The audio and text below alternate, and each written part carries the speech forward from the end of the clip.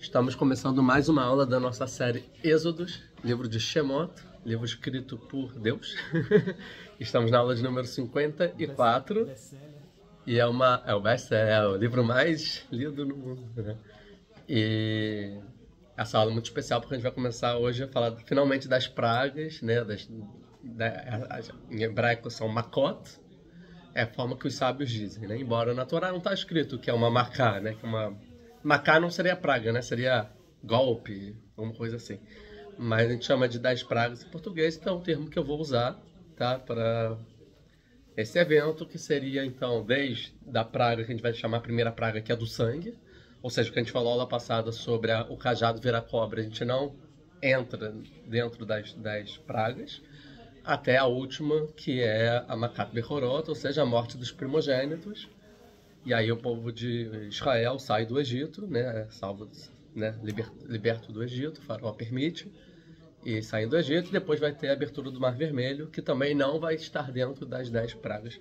É uma discussão quantas pragas são. A gente aprende na Mishnah, em Pirkei Avot, são 10 pragas, então a maioria das pessoas vão dizer que essas são as 10 pragas, embora não é a única opinião, né? Tem gente que vai falar que são 12 pragas, se você botar as duas que eu falei.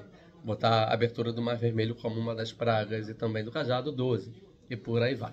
A gente vai ver que os sábios vão tentar dividir também essas pragas em grupos. Né? De 3, 3, 3 e depois mais uma, 3, 3 e 4, ou 5 e 5, 2, 2, 2 e 2. Na própria Haggadah de Pessah, que a gente lê, tem várias versões sobre quantas pragas são, né? Tem a versão que são 3 pragas lá dentro da Haggadah, tem que são 10, tem a opinião que são 50, que são 200, né, 300, todas as opiniões. Que são 4 ou 5 cada parte. Não vou entrar agora nisso, mas agora a gente vai entrar então nas pragas, que é basicamente do capítulo 7. A gente vai deixar a última praga, que é a Makat Bechorot, né, a morte dos primogênitos, um pouco de lado hoje. Hoje é uma introdução, a gente não vai ver todas, né? No decorrer das aulas a gente vai começar a ver as pragas. Hoje vai ser mais ou menos uma introdução das pragas. E na aula de hoje, nessa introdução, a gente vai deixar um pouco a última praga um pouco de lado, que é a morte dos primogênitos. Então a gente vê que as pragas começam no capítulo 7 do livro Êxodos, versículo 14. 14 é uma introdução aí, 15 começa a praga do sangue, tá? E aí vai ser o 7, 8, 9 e 10... E vai até o 11, que, se eu não me engano, 11 é a morte dos primogênitos, tá bom? É interessante também que as pragas vão ser divididas em 2 parashiot da Torá. Quando os sábios dividiram a porção semanal da Torá, vai se dividir em 2 separadas. Então, a parashá Vayera, que é a que a gente está estudando agora, ela vai pegar as 7 primeiras, e a parashá Bo vai pegar as 3 últimas, e tem, né, uma forma de decorar que Bo é Beit e Aleph. Beit é 2, numerologia, e Aleph 1, dá 3, então as últimas 3 ficam na Parashá Bo. E Vayera começa com Vav e termina com Aleph, aí fazem, né, o Vav é 6, o Aleph é 1, 7. Então, 7 e 3. Então, talvez aqui também tenha alguma coisa. Será que a gente pode dividir em 7 e 3? Talvez também, né, e por isso foi dividido exatamente nessa divisão. É outra questão. Tem a pergunta por que 10? Por que tem que ser 10 pragas? Por que não 11? Por que 12? Por que não 9? Por que 8? Foi ao acaso? Não foi ao acaso? Ou Deus organizou? Não, tem que ser 10 por algum objetivo. Tá, tem também essa pergunta. Então, mais ou menos, a gente vai ver sobre as pragas, tá? Agora, antes de a gente começar a falar das pragas, tem que entender o seguinte. Vou falar em hebraico as 10 pragas. Dam, Tzfardeia, Kenim, Arov, Dever, Ishim, Barad, Arbe, Rosher e Makat Bechorot. Sobre isso, em hebraico, não tem dúvida que são as pragas. São esses nomes porque são os nomes que estão na Torá. Certo? Agora, quando a gente for traduzir agora para o português o que é cada praga, fica um pouco difícil da gente saber, tá bom? Dam, sangue. Aí o sangue tá fácil. Então, quando eu falar sangue, é o dam, é a primeira praga, a água virou sangue. Ótimo. Agora, por exemplo, a segunda. Tzfardeia. O que é tzfardeia? Sei lá o que é tzfardeia. Hoje em dia, no hebraico moderno, existe um bicho que a gente chama de tzfardeia, que é o sapo. Então, o tzfardeia da Torá é o sapo, que é o tzfardeia de hoje em dia, que é o sapo? Não necessariamente. Tem algum registro histórico ou escrito na Torá como era o bicho, como era o Tzfardeh? Não. Está escrito que os Tzfardeim, né, esses bichos, saíram do Nilo, então alguma coisa que estava na água, e invadiram o Egito. Então pode ser anfíbios, né, que vai na água e nada, talvez. Pode ser uma criatura nova que Deus criou, talvez. Depois está escrito que Deus deixou, né, todos morreram, mas deixou no rio alguns. Né, sobrou, então sobrou até hoje em dia, então um animal que ainda existe, provável. Não sei onde eu tinha lido um comentário que diziam que podia ser um crocodilo. Isso, tem uma discussão se é o crocodilo, se é a rã, né, são as duas opiniões, mas assim, saber, assim, categoricamente falar é esse, ninguém pode dizer, entendeu? Então, por exemplo, eu vou falar sapo, embora não é sapo, ou é rã, ou crocodilo, ou alguma outra coisa, mas eu vou falar sapo porque é como aprendi na escola. Então, vou falar, então a praga do sapo, entendeu? Mas pode ser que na verdade é um crocodilo esse sapo, pode ser que é um, igual no Chaves, né? Um Jadras, o que é isso? Sei lá, inventando, né? Não sei, não tem não, tá? Então, tu fala, quinil, mesma coisa. O que é quinil? Hoje em dia, em hebraico, quinil é piolho. Mas se a gente pegar exatamente era aquele piolho de antigamente, será que é uma pulga? Será que é um besouro? Será que é um inseto? Será que é um mosquito? Será que é o mosquito da dengue que é egípcio? Não, brincadeira, não tô brincando. Não, mas será que é o quê? Tem estudos, né, de historiadores, exatamente o nome técnico, o que é o bicho. Vão ter discussões. Será que é um enxame de insetos? Será que era um inseto só? Uma coisa só? Ou eram vários animais? Ou será que é um que Deus criou também? Tá? A gente sabia que ficava sobre o homem e o animal. Sei lá, é piolho, pulga, carrapato, exatamente. Pode ser algumas coisas. Então, eu vou chamar de piolho. Mas é piolho? Não, necessariamente. Arov. O que é Arov? Fala que o Arov veio e invadiu a casa das pessoas. Não sei o que é um Arov, entendeu? Aí vai ter opinião que são feras, vários tipos de bichos. Vão ter outros que são lobos. Vão ter outros que vão dizer que são moscas. Outros que vão dizer vários insetos. Também não sei o que é. Quando a gente chega em cada praia, a gente vai ver as opiniões e tal. Eu aprendi na escola que são animais selvagens, feras. Então, eu vou chamar a praga dos animais. Tá? Agora, ó, Dever, tá. Dever a gente sabe que é peste. Qual é a doença, qual não sei o que ela sabe. Mas a gente sabe que o rebanho morreu. Aí também acho que tá fácil. De alguma forma, não importa agora como, o rebanho morreu. Então tá simples. Então é a peste. Shrin é uma doença que as pessoas ficaram doentes. E a gente sabe que são bolhas na pele, pode ser como queimaduras, ou como inflamações, ou como alguma outra coisa, ou como peste bubônica, alguma coisa que tem uma bolha na pele, alguma coisa talvez que queima, alguma coisa assim. Dizem que é úlcera, dizem que são inflamações, queimadura, também não sei falar. Eu vou falar que vou chamar de úlcera. Ou, sei lá, da doença, alguma coisa assim, tá? Dever Shrim. Aí depois Barada. Barada é granizo, são pedras que caem no céu a princípio, tá? Mas a gente vai saber que também tem relâmpago, também tem chuva, também tem tempestade, também tem vento. Tem opinião que tem um barulho ensurdecedor, tem uma opinião que a gente vai trazer quando a gente falar do Barada, que faz muito sentido, que talvez seja um meteorito que caiu do céu, e não necessariamente é uma chuva de granizo, tá? Ou resquício de um meteorito. Mas vai ser a praga do granizo. Granizo, né? E então, tem o fogo junto? Aí é o fogo com gelo ou não? É o granizo, tá? Barato. Arber, ótimo. Gafanhoto. Acho que não tem muita dúvida. Que Arber é gafanhoto. Rocher, escuridão. Que escuridão é essa? Como não sei, mas Rocher é escuridão. Não tem como fugir disso. E a morte dos primogênitos é a morte dos primogênitos, então, tá bom?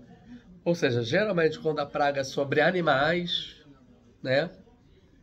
Existe aqui uma dificuldade de a gente entender que animais são esses.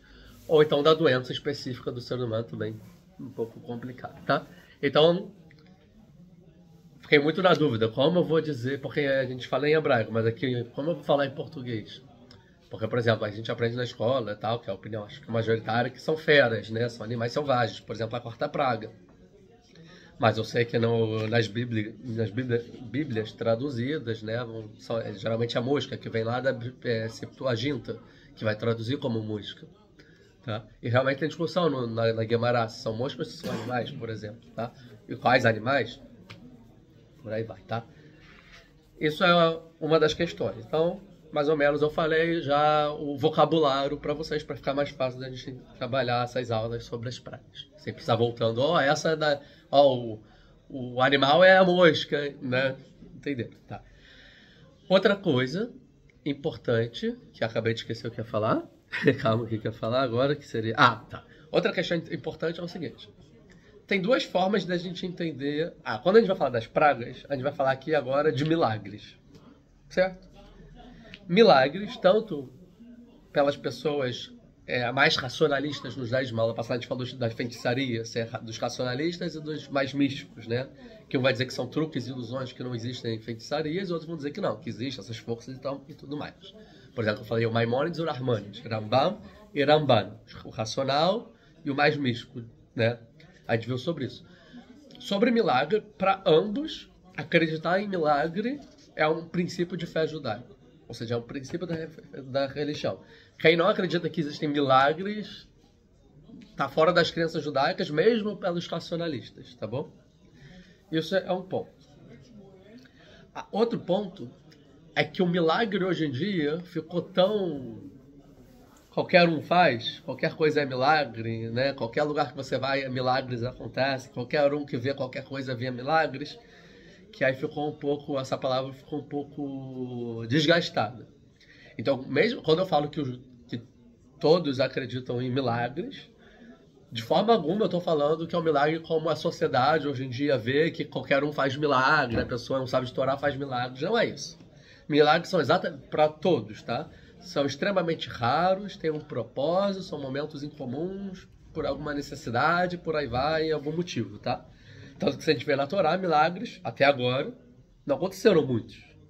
Aconteceu a cobra, rajado virou cobra, aconteceu a mão de Moshe, a lepra, ou também a cobra de Moshe, que Deus falou, faz pro povo, joga água, vira sangue no chão. Tiveram milagres. Fora isso, que outros milagres ocorreram?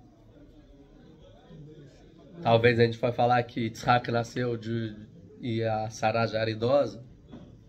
Tudo bem, pode ser. O que mais? O dilúvio. Dilúvio, beleza. A torre não necessariamente foi um milagre. A gente sabe que a torre foi destruída. A história da torre, a consequência da torre. Não, mas não tem nenhum milagre. Não, então na Torá não está escrito nada sobre isso de forma milagrosa. Tanto que antes já disse, lá nas aulas eu falei, já até 7 anos atrás. Você tem que lembrar. Cadê? Que antes já está escrito que os povos já se dividiram em línguas. Então a gente explicou que são essas línguas, não tem milagre aqui escrito. Não está escrito que Abraham foi tacado na fornalha e se salvou, isso não está escrito na Torá. Não está escrito que na guerra contra os reis ele jogou areia e virou flecha. Nada disso está escrito na Torá, nada disso. Na Torá são pouquíssimos os milagres. Sodoma e Gomorra também não está escrito. Isso foi dentro de uma profecia. O que está escrito é que Abraham acordou e viu que estava incendiada a cidade. Então também não necessariamente teve um milagre lá, né? Então assim, milagres que não são dentro de uma profecia ou dentro de um... Isso é dentro da profecia. A gente estudou lá na época, que está dentro de uma profecia, não necessariamente aconteceu na realidade. Tá? Não necessariamente foi assim. Isso é a profecia de Abraham profetizando enquanto a cidade estava sendo destruída. E Lot sim foi salvo, a esposa sim morreu. Mesma coisa quando vê anjos. Por exemplo, Yaakov vê uma escada, mas dentro de um sonho, né?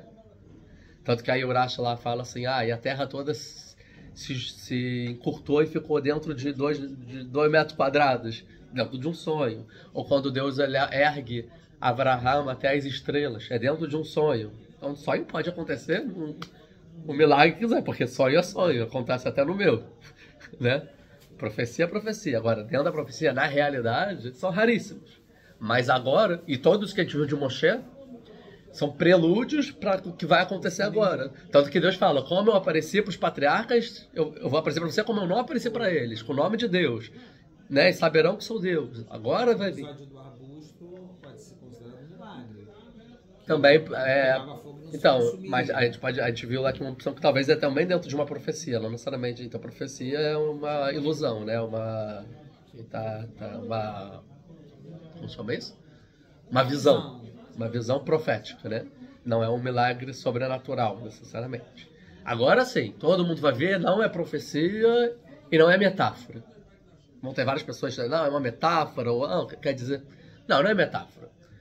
Agora é milagre. A partir daqui vão ter mais milagres. Maná vai cair, vai abrir o mar, o maná vai cair do céu, vai ter a água, vai adocicar a água da pedra, vão ter milagres, certo? Muitos durante o deserto, até que eles vão entrar em Israel, e quando o povo entrar em Israel, a outra geração, 40 anos depois, né? Vai começar a acabar os milagres. E Jericó vai cair, depois vai ter o sol, que ficou mais um tempinho ali, parou o sol mais ou menos, perceberam ou não perceberam. E depois acabou o milagre, e aí a guerra natural, e aí volta a natureza até hoje em dia.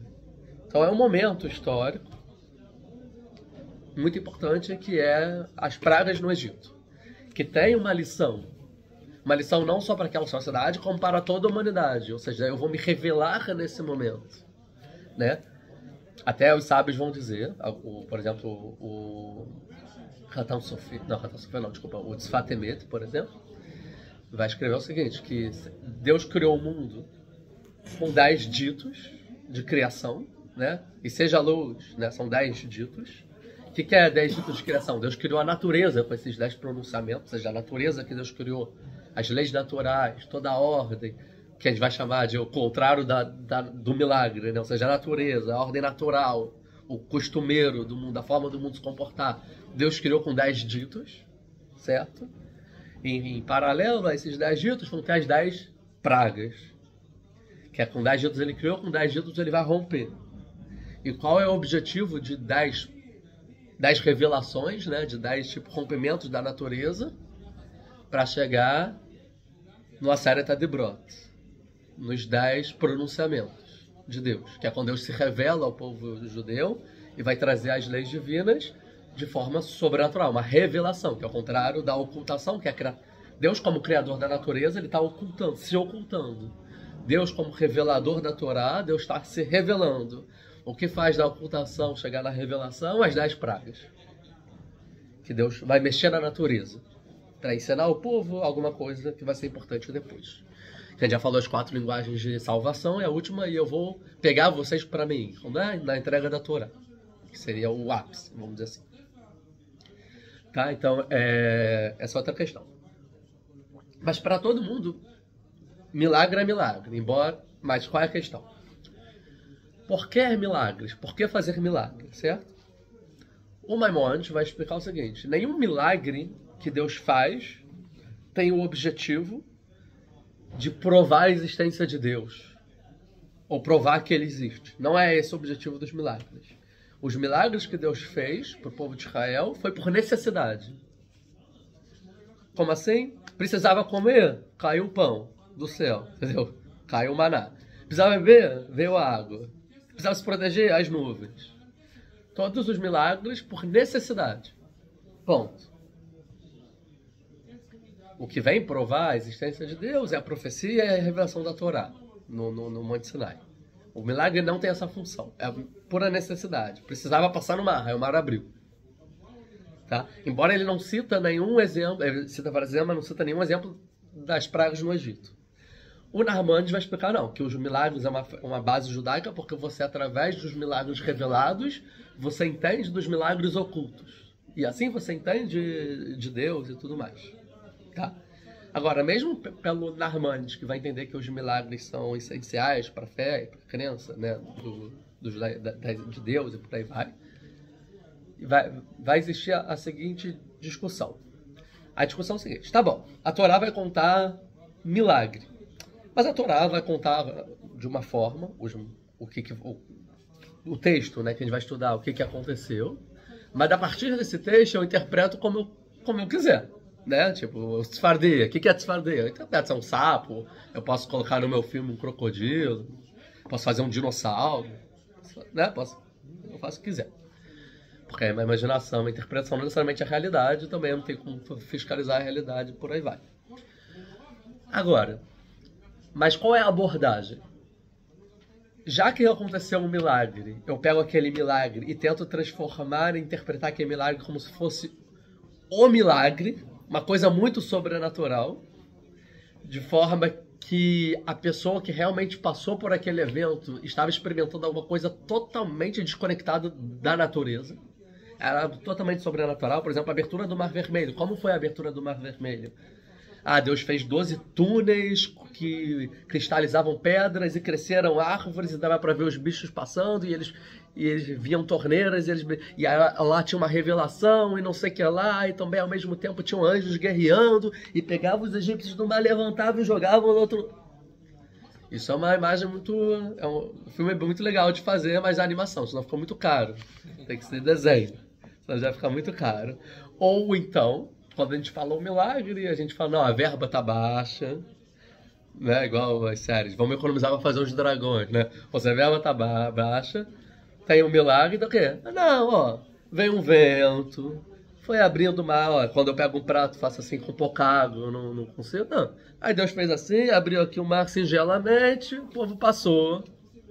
Só que esse singelamente no mar é alguma coisa incrível, mas tá bom, é milagre também, né? Também, ó, Deus pode tudo assim também, não precisa ser super efeitos especiais, vamos ser minimalista no milagre. Então a gente tem que ser minimalista no milagre, ou vamos aproveitar que teve milagre e vamos fazer a criança sonhar. Vamos arrebentar no milagre, né? E a pergunta é isso: quanto da interferência da natureza acontece em cada interferência dessa? Já que é para interferir, vamos mudar o mundo ou não? Interferências pontuais o mínimo possível. Essa é a discussão. E, a princípio, a gente vai ver que primeiro a Gané, a professora da escola infantil, é claro que tem que aflorar a imaginação das crianças. Né? Então, por exemplo, quando chega no ceder de Pêssego, nossos filhos sabem todas as histórias. Né? Ela já aprende com... Sabia que o sangue, na verdade, era um copo, aí 2 canudos, aí o judeu bebia, o hebreu bebia, era água. O egípcio bebia, era sangue. Certo? Ou até vai ter outro que vai falar assim, não, olha, parecia sangue, que estava avermelhado. Mas os peixes morreram. Sim, os peixes morreram por causa disso. Mas por que ficou avermelhado? Porque Deus mudou as moléculas de H2O para do sangue, que eu não sei qual é, né? Foi isso? Mudou a molécula? Uma criatura nova nasceu? Ou então, quando Aharon bateu com o cajado, tinham... sei lá, fez uma turbulência, matou os peixes e o sangue dos peixes foram na água e por isso ficou vermelho. Ou seja, aquele sangue já existia na realidade. A interferência foi que a batida foi muito forte a ponto de os animais morrerem, sei lá, uma coisa assim, sabe? Sei lá. Os dois estão ok pelo texto. Agora, um é tipo, pô, sem graça. Esperava mais, né? Tava botando lá em cima. É igual aqueles fãs, né? Que chegam no filme e acham que vão ter várias teorias, no final não acontece nada, acontece nova, pô, só isso. Vocês estavam imaginando demais.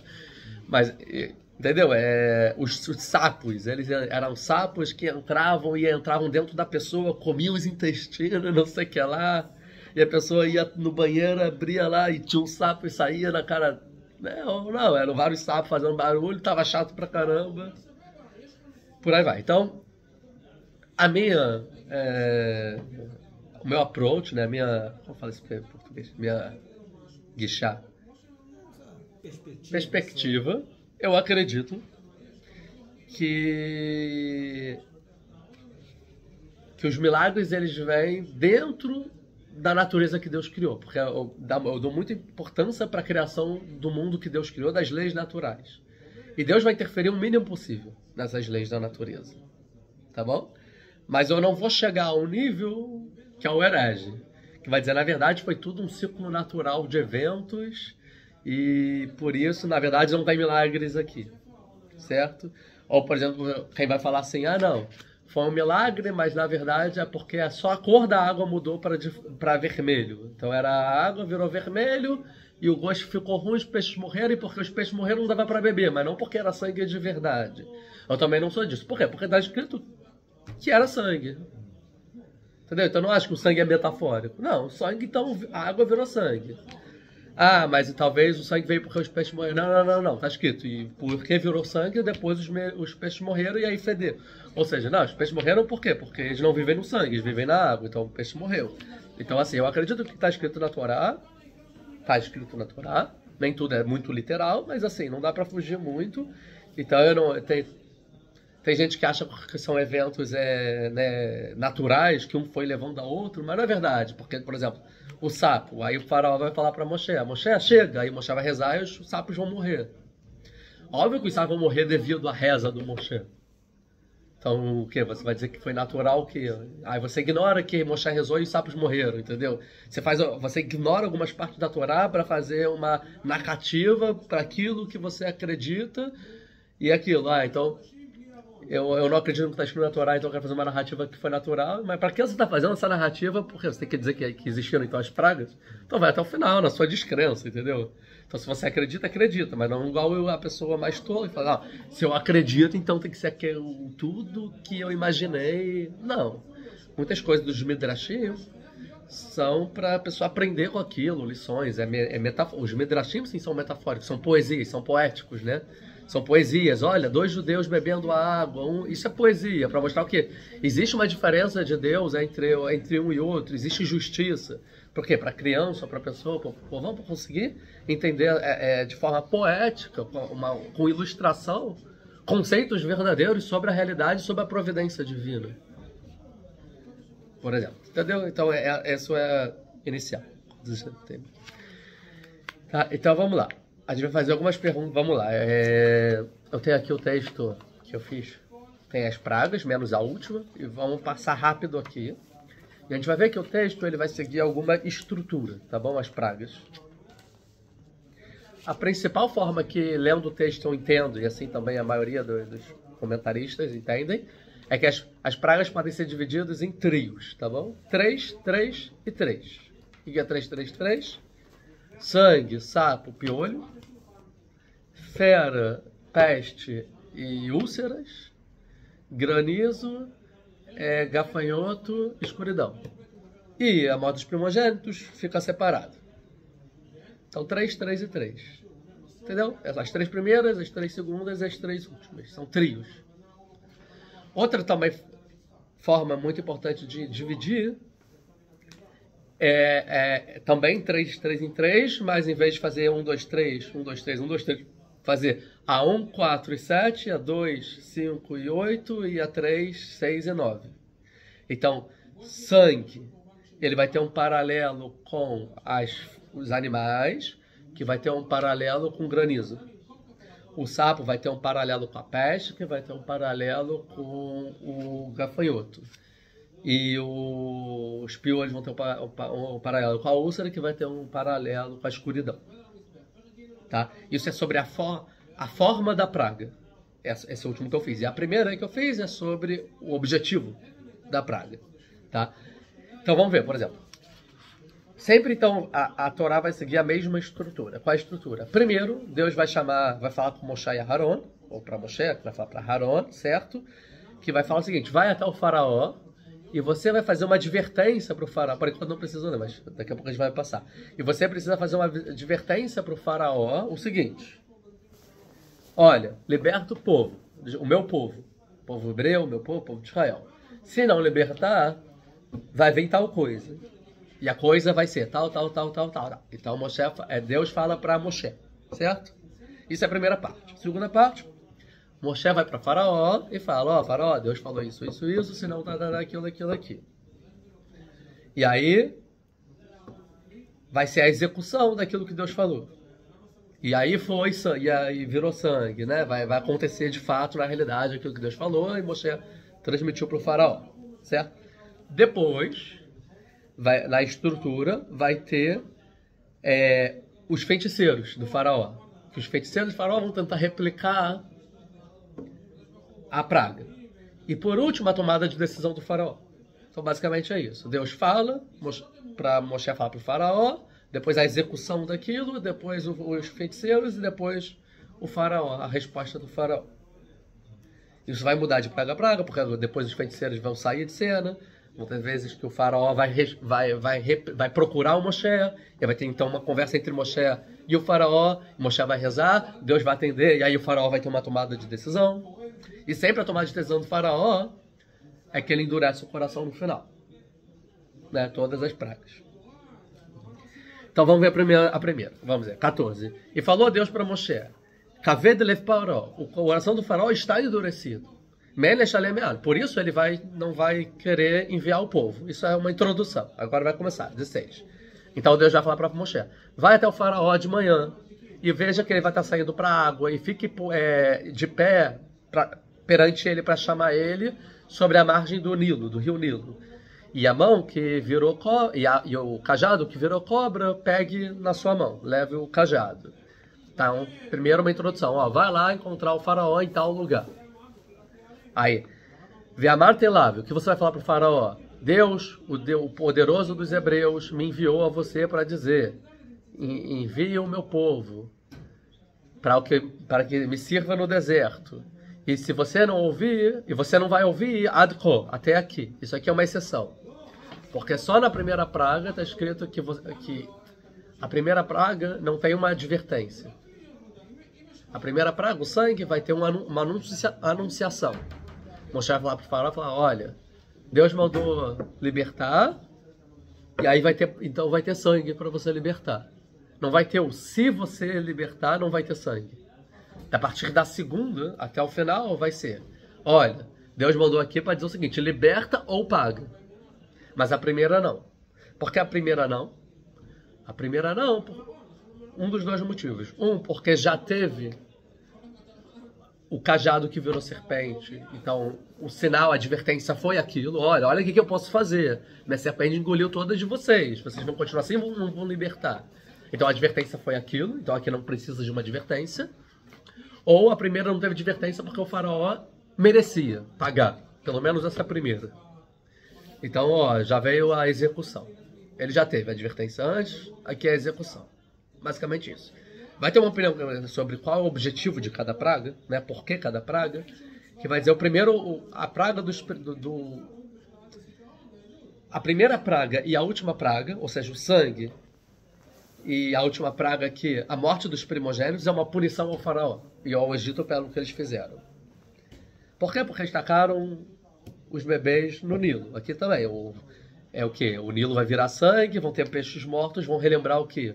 As crianças no Nilo mortas que eles fizeram, certo?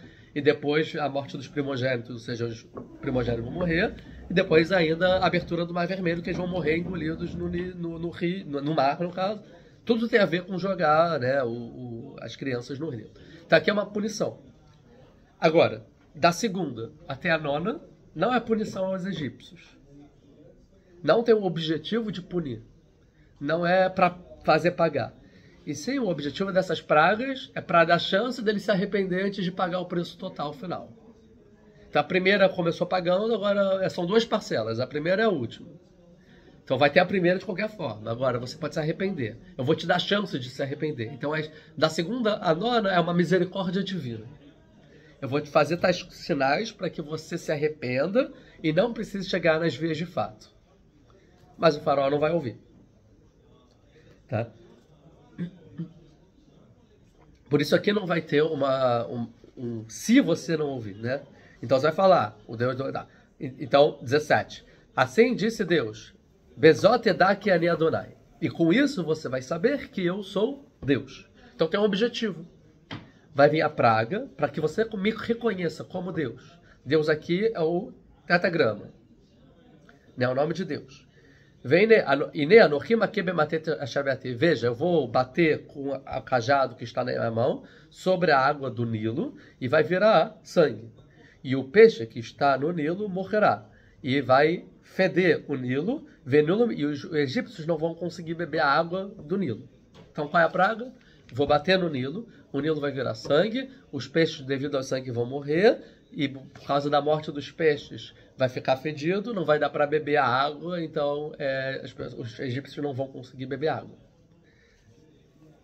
E falou Deus para Moshe, Emora lá Haron, fala para Haron, pega o seu cajado e bata com a sua mão sobre as águas do Egito, sobre os rios, sobre os Iorehem, as cisternas, sobre os lagos e sobre toda a junção de água, e será sangue. E será sangue em toda a terra do Egito, tanto nas madeiras, nas árvores, quanto nas pedras.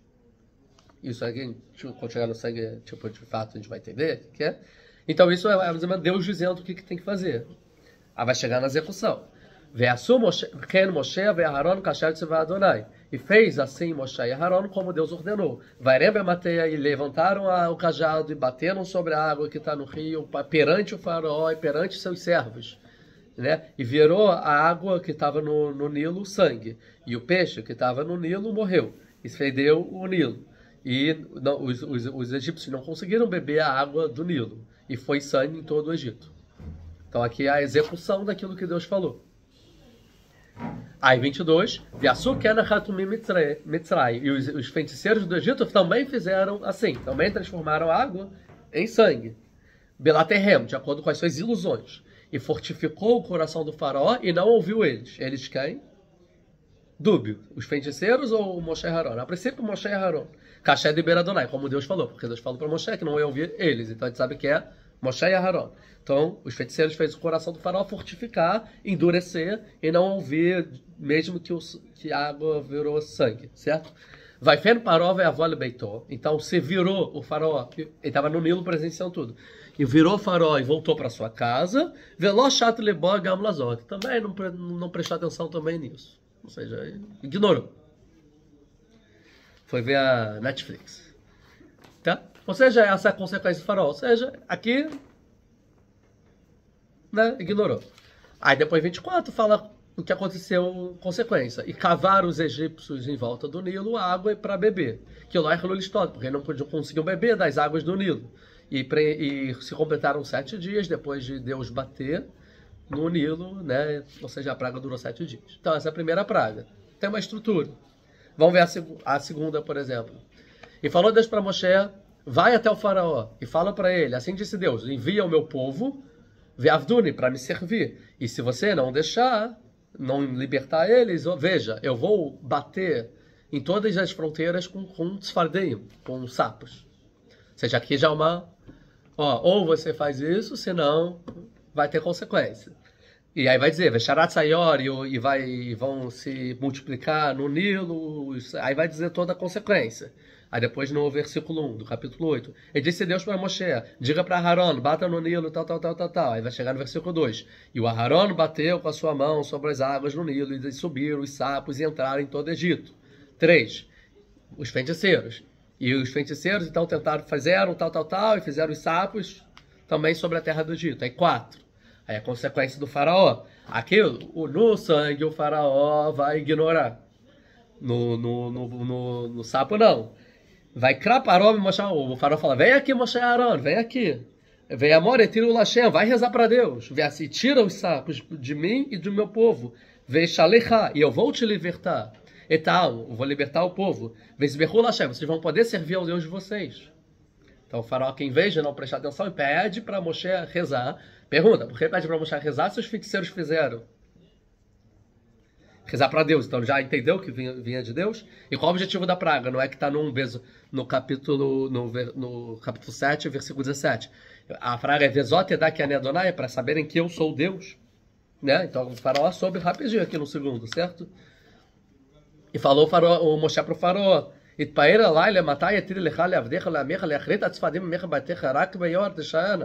falou, você vai estar querendo fazer algumas... subir para cima de mim, se vangloriar para cima de mim, que eu reze para você e seu povo, para exterminar todos os sapos de você e da sua casa, e somente no rio fique, vai quando você quer para quando você quer que eu reze? Aí falou, amanhã. Ele falou, então, como você quiser. Porque com o objetivo, levanta daqui, para que você saiba que não tem como o nosso Deus. Né? O tetagrama, nosso Deus. Os sapos vão sair de você, da sua casa, dos seus servos e do seu povo. Somente vai sobrar no Nilo. E saiu Moshe e Aharon do faraó e gritaram para Deus sobre os sapos que Asher Saf leparou, que foi colocado para o faraó. Aí agora, consequência. E Deus fez, como falou Moshe, e morreram todos os sapos das casas, dos pátios e dos campos, e eles e juntaram esses sapos em montões, né, montões, e fedeu a terra. E viu o faraó que teve um alívio, e endureceu o seu coração e não ouviu eles, como disse Deus. Vamos só o 3, para ter aqui mais ou menos uma estrutura, a gente vê os 3 primeiros aqui, ó. Agora os piolhos. E falou Deus, o 3 é bem rapidinho, é bem sucinto. E falou Deus para Moshe: fale para o Aharon para levantar seu cajado e bata sobre a terra. Veale Kinim. E virá Kinam, e virá o piolho. Bechol Eretz Mitzrayim, toda a terra do Egito. O que não tem nessa praga? O que tinha na primeira e na segunda? Advertência. Não falou, vai para o faraó e fala, liberta. Se não, ou seja, teve o piolho, o faraó fala, reza. E eu liberto. Rezou. Aí ele se fortificou, se endureceu e não libertou. Aí Deus falou, vai lá e bate na terra para ter Kenim. Direto. Não teve advertência. Certo? Versuchen, fizeram assim, e levantou Aharon sua mão com o seu cajado, e bateu na terra do Egito, e foi Kenim, foi piolho, no homem e nos animais. Toda a terra estava com piolho, e toda a terra do Egito. Aí agora os feiticeiros, Versuchen, e os feiticeiros fizeram também exatamente, para tirar os piolhos, mas eles não conseguiram. Vai ter que nem Beadam, Bebemai. Foram piolhos no homem e no animal. E falaram os feiticeiros para o faraó. É um dedo de Deus isso. E fortificou o coração do faraó e não viu eles como disse Deus. Tá? Vai chegar na Arov, Deus vai falar, vai de novo na água. Fala para o faraó, tal. Ou seja, se a gente for ver o seguinte, tem uma estrutura. A primeira praga é para ir no Nilo falar com o faraó. A segunda praga é para ir para o faraó, ou seja, no palácio do faraó. E a terceira praga é sem falar com o faraó. Sem advertência. Bata na terra, ou seja, chega no meio do Egito, bate na terra e vai virar Kenim. A quarta praga vai no Nilo falar com o faraó. A quinta praga vai no palácio falar com o faraó. A sexta praga que é úlceras. Pega o pó da fornalha lá, fuligem, joga e vai ser, sem falar com o faraó. A sétima praga, Barad, vai falar com o faraó. A oitava praga vai no Nilo falar com o faraó. Na oitava praga, vai no palácio falar com o faraó. A nona praga, ou a escuridão, ele levanta a sua mão para o céu, vai vir escuridão, sem falar com o faraó. Então tem uma ordem. Sempre a primeira de cada das 3 é no Nilo, a segunda é no palácio, a terceira é no meio do Egito, sem falar com o faraó, pelo menos. Tem uma estrutura. Por quê? Qual é a estrutura? A primeira, a maioria dos vai ser assim. A primeira, o faraó quando sai pro Nilo, ele sai com a galera. Então a primeira é em público. Você vai falar em público perante os servos, os ministros, está todo mundo com o faraó indo pro Nilo, ó. Deus falou isso, senão aquilo. Vai ouvir ou não vai ouvir? Todo mundo aqui. Por quê? Para dar a chance dessas pessoas próximas a eles, o faraó, falar, faraó, é melhor ouvir, né? É melhor ouvir. Mas se ninguém falar nada, é todo mundo culpado. Aí vai ter a primeira praga. A primeira praga é sempre a mais leve. É leve. A água virou sangue. Tá bom. Certo? Tá bom. Mas eles ficaram sem beber 7 dias. Ficaram mesmo? Tá escrito. E eles cavaram e beberam a água. Então, aparentemente, é só cavar e tal. Agora, se a gente quiser dizer que o milagre foi em todas as águas, não tinha, não sei o que lá, né? Quando eles pegavam uma maçã da árvore, o líquido da maçã era sangue, né? Jorrava da árvore. As duas abordagens que a gente falou antes. Mas a princípio o texto, cavaram, então... Leve, simples. É só, não vai ter lá no Nilo, mas tem em outro lugar. A segunda é no palácio, porque no palácio é reservado. É como se fosse um amigo falando com o outro. Olha, faraó, eu sei que a gente foi lá no meio de todo mundo e tal, botei no Twitter, todo mundo viu, com muito compartilhamento, mas agora, tô te ligando aqui, eu e você, quero o seu bem, não vai ser legal, os sapos vão te incomodar, liberta. Então, sempre a segunda de cada trio é reservado. Certo? E a terceira é o seguinte, você deu duas chances. Uma falou em público, a outra falou reservado como amigo. Não ouviu? Então é castigo. Então a terceira é o castigo pro faraó. Tá? A terceira é, por exemplo, a primeira é sangue. Não importa muito se virou sangue e tal. Embora os efeitos pirotécnicos e tal, ou teológicos, a gente já falou disso, tudo bem. A segunda, ficam os sapos. Fala o tempo todo no teu ouvido, tanto que fala, chega, não quero ouvir mais esse barulho. É um incômodo. Certo? O terceiro já é o piolho. Na sua pele, é um incômodo na pele, mais chato. Certo? O quarto tem os animais, vamos dizer, umas moscas que invadiram a sua casa, tal. Chato. Tá. Mas o sangue mas é mais difícil do que sangue e tal, né? Tava mais difícil que até o sapo. Aí o quinto, tá. Os animais domésticos, todos os animais morreram. Complicado. Perdeu as posses, né? Todo o rebanho e tudo mais. Muito ruim, mas também não sofreu na pele. Não ouviu nem esse? Então vai ter doença. Então vai sofrer uma doença na pele, aí sim, tá pagando na pele. Então pior. Aí é um castigo sobre não ter ouvido esses dois sinais anteriores. Terceiro, vai chover, vai cair granizo, vai estragar a plantação, vai cortar e quebrar as árvores, não sei o que lá, prejuízo. Alguns escravos vão morrer.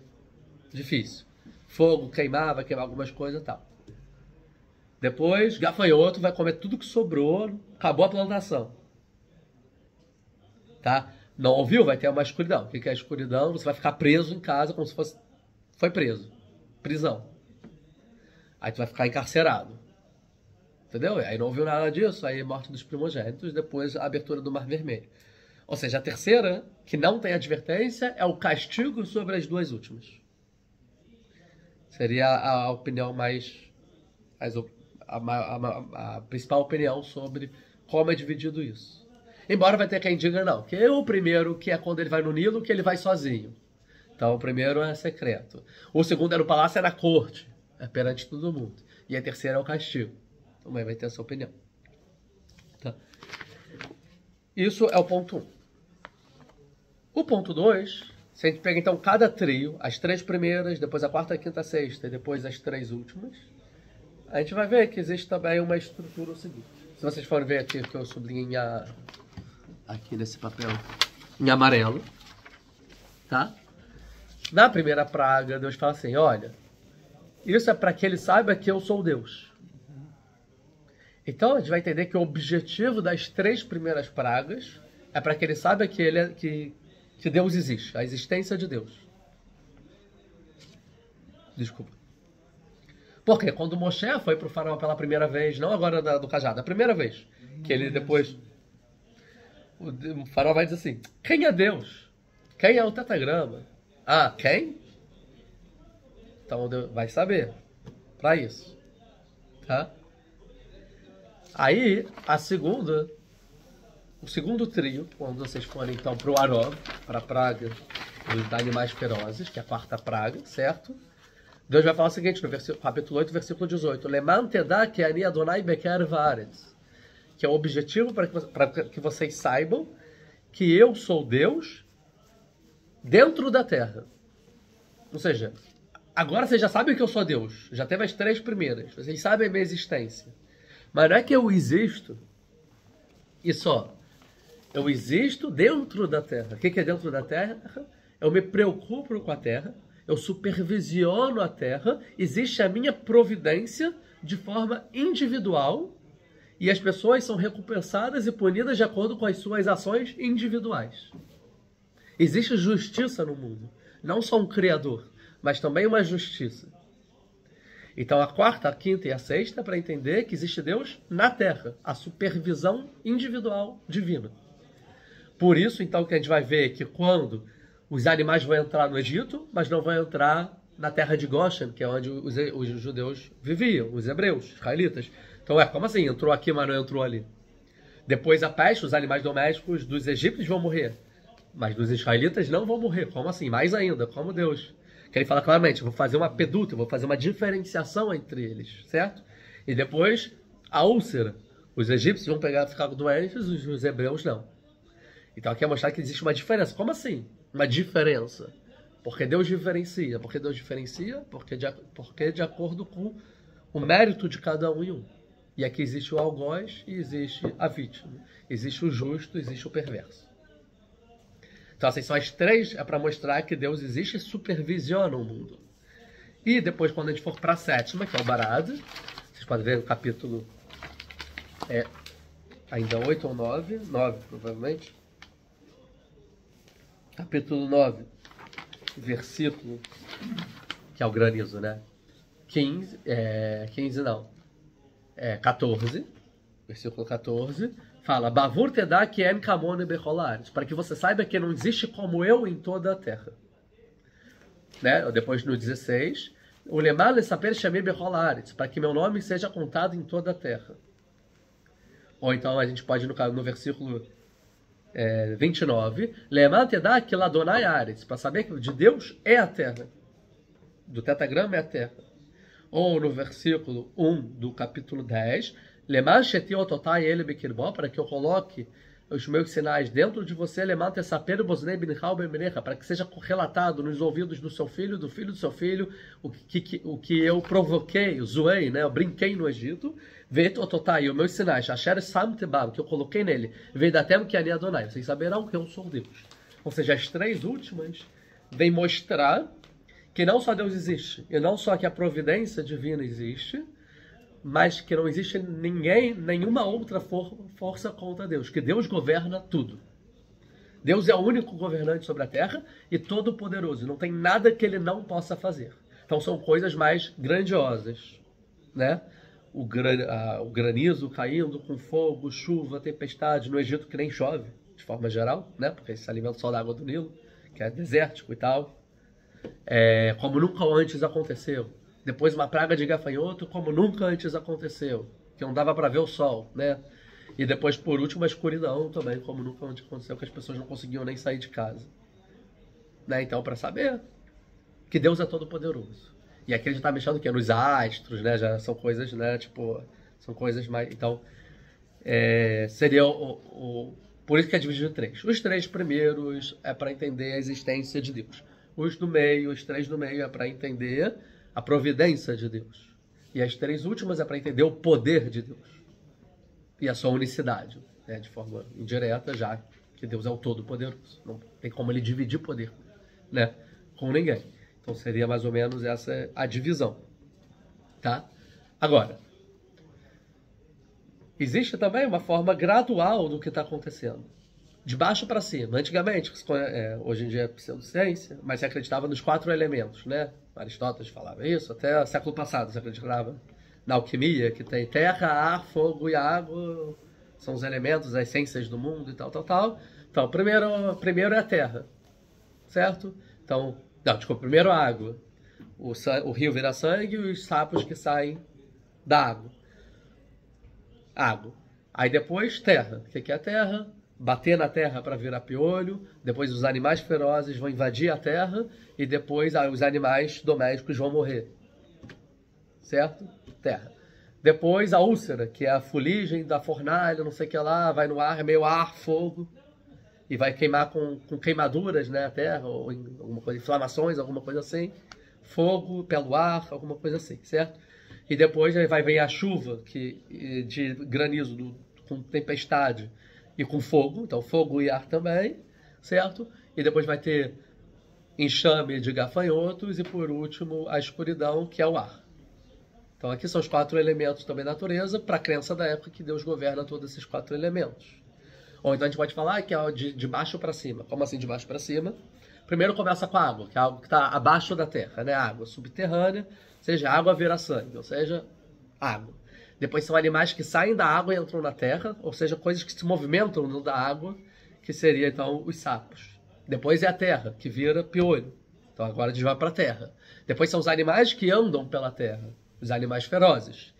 Depois os animais que andam pela terra morrem. Morre um vírus, alguma coisa espalhada pelo ar, ou seja, já não é que a terra, mas alguma doença que está um pouco acima da terra, né? Ou seja, vai subindo as coisas.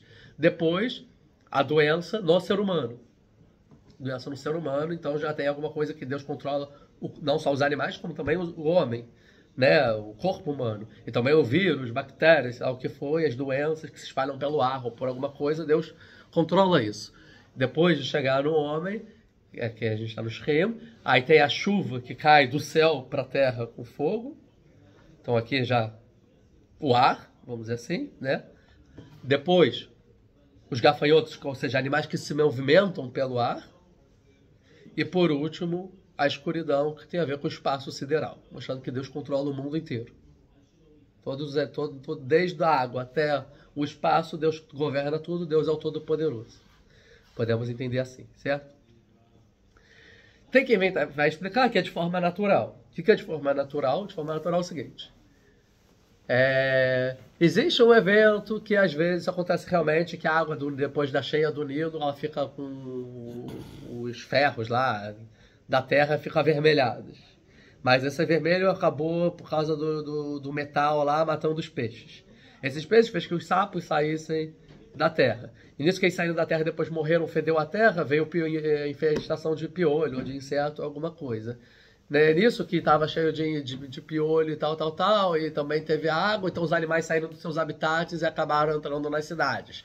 Aí nisso que os animais entraram na cidade, foram destruindo a plantação, não sei o que lá, devem ter envenenado a grama do pasto e por isso os animais domésticos morreram. Nisso que morreram, teve doença, os homens ficaram doentes. Nisso que os homens ficaram doentes, aí tem alguma extrapolação que aí mudou o clima, não sei o que lá, e por isso choveu onde não tinha que chover, aí não sei o que lá, caiu uma chuva como nunca antes choveu. Nisso que caiu a chuva, mudou o clima, então veio um enxame de gafanhoto e veio para o Egito. E nisso que veio o enxame de gafanhoto, cobriu o sol e também já estava com mudança de clima e ficou tudo escuro. E nisso que ficou tudo escuro, teve uma doença que matou as pessoas.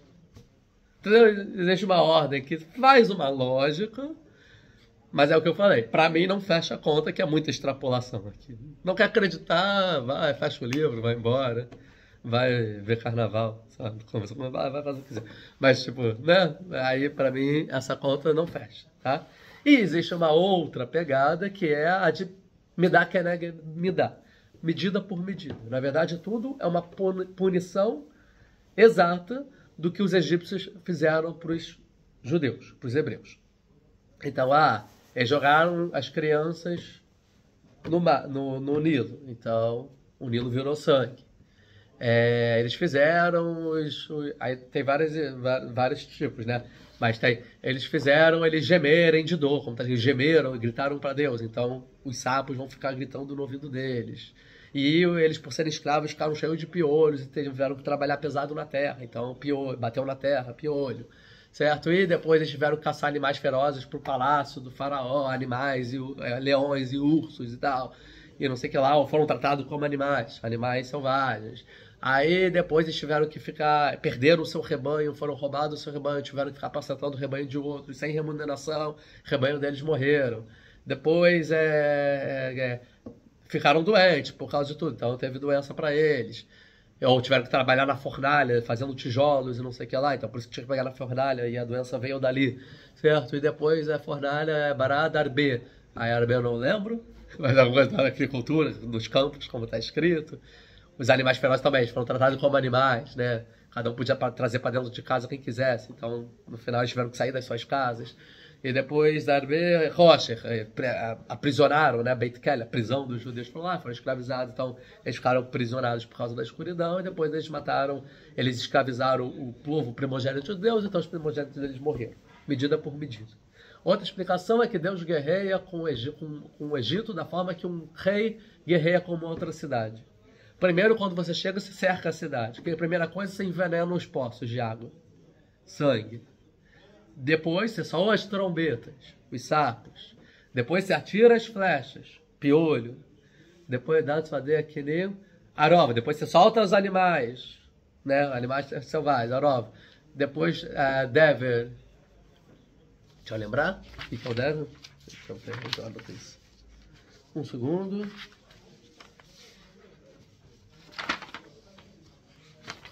Lembrei. Calma.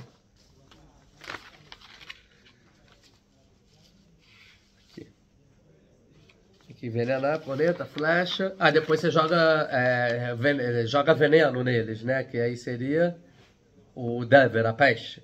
Depois você joga óleo quente, aí é a úlcera. Depois você joga pedra da catapulta, né? Então, barada, né? O granizo. Depois você joga manda seus exércitos contra a cidade, que são os gafanhotos, prendem as pessoas, que é a escuridão, e depois matam os maiores da cidade, do rei, né?